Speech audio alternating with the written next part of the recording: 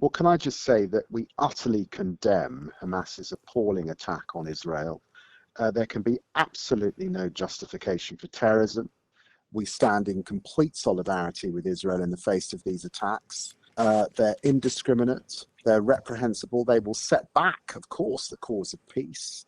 And we support Israel's right to defend itself at these times. And with hostages still in Gaza, it's hugely important that the hostages are released immediately. And that is very much the Labour Party position. Jeremy Corbyn has tweeted a couple of hours ago saying the unfolding events are alarming. We need an immediate ceasefire and urgent de-escalation. We need a route out of this tragic cycle of violence. Ending the occupation is the only means of achieving a just and lasting peace. There will be people at Labour conference who may have some sympathy towards Jeremy Corbyn's view. How is the Labour Party going to sort of navigate people who do have those feelings? Look, I want to be absolutely clear. There can be no justification for terrorist rocket attacks. Gunmen in Israeli territory and the kidnapping of Israeli women and children. And that is why this attack has to be, rightly, and has been condemned by leaders all around the world, within the European Union, within the United States, in Canada. Our close allies have all condemned this. The perpetrators of these attacks have deliberately set back the cause of peace. And I think statements to the contrary are naive.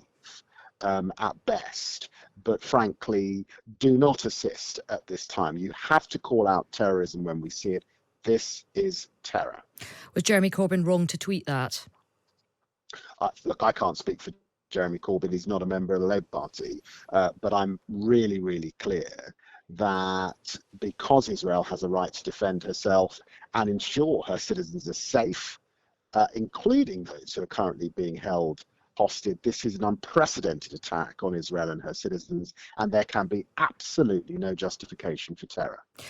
And what do you think happens next in terms of the international community, David Lammy? What do you think can be done in terms of this issue? What should be done from an international response?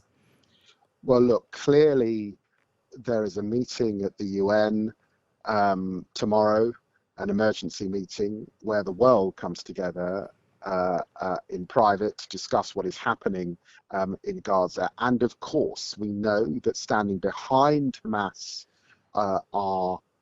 is Iran. We know too that countries like Qatar, Turkey have significant influence at this time. And there will obviously be lots of conversations going on, lots of diplomacy.